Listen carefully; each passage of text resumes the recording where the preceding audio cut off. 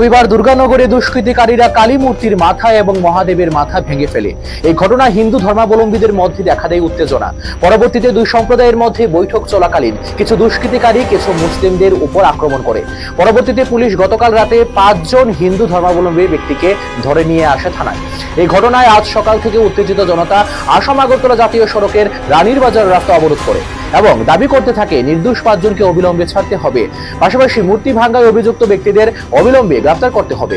যতক্ষণ পর্যন্ত না তাদের দাবি মানা হবে তারা রাস্তা অবরোধ করে রাখবে বলে জানান তারা।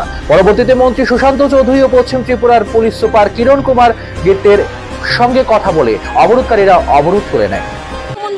দীর্ঘ 50 বছর যাবত এখানে স্থাপিত করা হয়েছে, কিন্তু দীর্ঘদিন থাকা সত্ত্বেও তারা প্রায় সময় আমাদের হিন্দু ধর্মের উপর আঘাত আনে, কিন্তু হিন্দুরা এই মুসলিম ভাইরা আঘাত আনার সত্ত্বেও হিন্দুরা তাদেরকে কোনো প্রতিবাদ করে না, কোনো কিছু করে না, তবু তাদের সঙ্গে মিলামিশা চলে।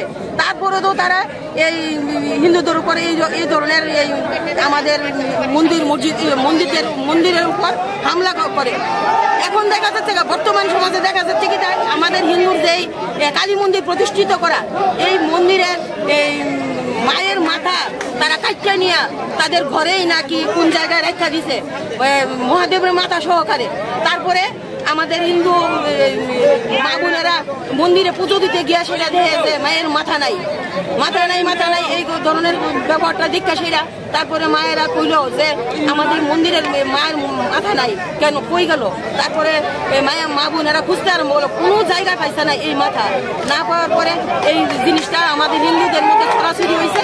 ছড়াছড়ির পরে তারপরে